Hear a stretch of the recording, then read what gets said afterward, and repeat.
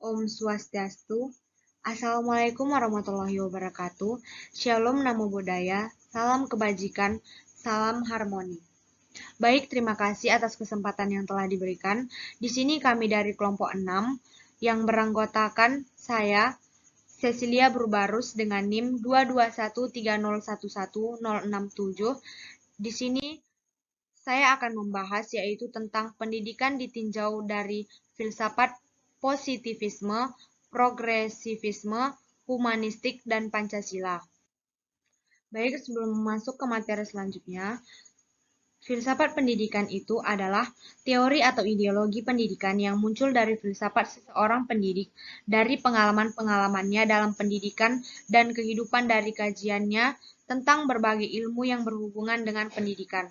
Nah, pendidikan ini dapat ditinjau dari 4 filsafat, yaitu yang pertama filsafat positivisme, yang kedua filsafat progresivisme, yang ketiga filsafat humanistik, dan yang keempat yaitu filsafat Pancasila. Perkenalkan, nama saya Dea Jenita Brusitepu dengan NIM 22130111024 dari kelas 1D Pendidikan Matematika.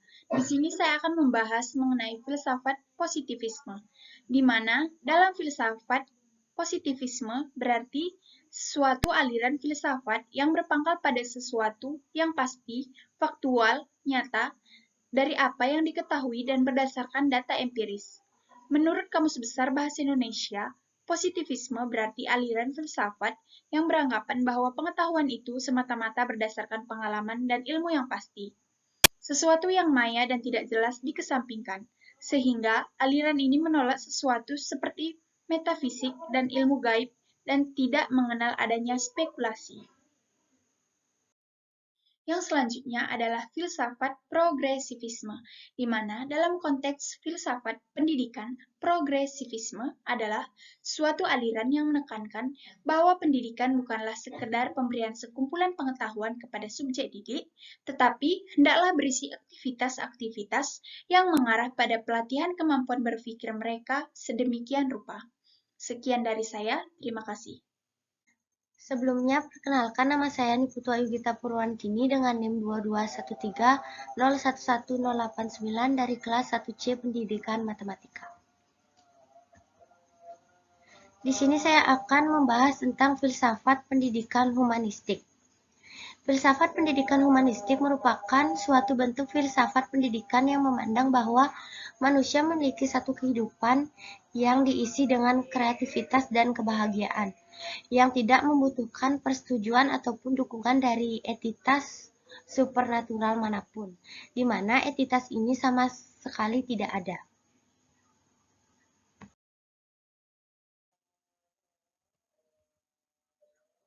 Selanjutnya ada filsafat pendidikan Pancasila.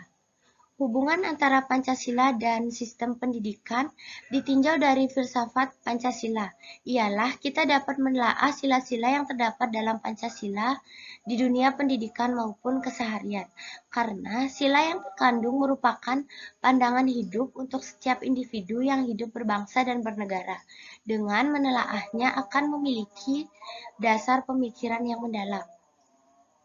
Materi selanjutnya akan disampaikan oleh rekan saya. Terima kasih. Baik, sebelumnya perkenalkan nama saya Nima Dewi Junika Ayu dengan NIM 22130111092 dari kelas 1A. Di sini saya akan melanjutkan mengenai implementasi pandangan filsafat positivisme, yang dimana filsafat pendidikan positivisme akan membantu guru sebagai pendidik untuk pendalaman pikiran bagi penyusunan kurikulum dan pembelajaran serta pendidikan mahasiswanya di sekolah. Kemudian, mengaitkannya dengan faktor-faktor spiritual, sosial, ekonomi, budaya, dan lain-lain dalam berbagai bidang kehidupan untuk menciptakan anak didik yang sempurna baik lahir maupun batinnya. Baik, berikutnya mengenai implementasi pandangan filsafat progresivisme, di mana peserta didik diberi kebebasan berpikir serta mengembangkan bakat dan keterampilannya. Implementasi pada filsafat ini yaitu selain dilaksanakannya pembelajaran di kelas, juga diadakan ekstrakurikuler seperti pramuka yang mengajarkan peserta didik untuk lebih mengenal lingkungan, belajar disiplin, dan sebagainya. Selain itu, ada ekstrakurikuler bela diri pula seperti silat yang dimana mengajarkan peserta didik untuk berkembang di dalam seni bela diri untuk melindungi dirinya nanti, dan masih banyak lagi ekstrakurikuler yang bisa untuk menambah keterampilan dari peserta didik tersebut, di mana di sini juga bisa memberikan soal latihan dalam bentuk teka-teki kepada peserta didik. Baik, yang berikutnya ada implementasi pandangan filsafat humanistik. Salah satu contoh dari implementasi filsafat ini yaitu Confluent Education, yang merupakan cara melibatkan para siswa secara pribadi di dalam pembelajaran tersebut. Melalui Confluent Education, diharapkan siswa dapat memperoleh kesadaran antar pribadi yang lebih baik. Baik, perkenalkan, nama saya Niputu Arifrafiani dengan NIM 2213011018. Baik, di sini saya akan menjelaskan tentang implementasi pandangan Pancasila. Yang pertama, yaitu ada implementasi sila ketuhanan, di mana seorang guru mencontohkannya kepada muridnya bagaimana cara beribadah kepada Tuhan kita, namun bukan hanya sekedar contoh, tapi menerapkannya juga secara langsung kepada murid-muridnya. Yang kedua, yaitu implementasi sila kemanusiaan dalam pendidikan. Seorang guru dilarang menggunakan kekerasan pada muridnya saat pengajaran, karena kekerasan bisa membahayakan muridnya dan juga diajarkan bagaimana saling tolong-menolong dengan teman. Baik, yang ketiga, yaitu implementasi sila persatuan dalam pendidikan. Implementasi sila persatuan dalam pendidikan Indonesia ini terwujud melalui tujuan pendidikan yang sama, yaitu mencerdaskan kehidupan bangsa, di mana kurikulum disusun oleh pemerintah yang menyamakan sistem pendidikan di Indonesia dengan adanya alat pemersatu pendidikan tersebut. Maka, diharapkan tujuan pendidikan dapat tercapai dengan mudah. Yang keempat, yaitu implementasi sila kerakyatan dalam pendidikan. Implementasi sila kerakyatan tersebut dalam pendidikan adalah di mana adanya usulan-usulan pendidikan dari sekolah-sekolah kepada pemerintah untuk memajukan sistem pendidikan di Indonesia. Contoh tersebut adalah di mana anak diajarkan untuk bertanya kepada gurunya apa yang tidak ia pahami.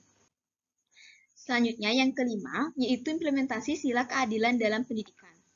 Implementasi sila keadilan pendidikan dari segi pemerintahan adalah di mana pemerintah memberikan bantuan operasional yang sama kepada setiap sekolah sesuai dengan jenjang pendidikannya masing-masing.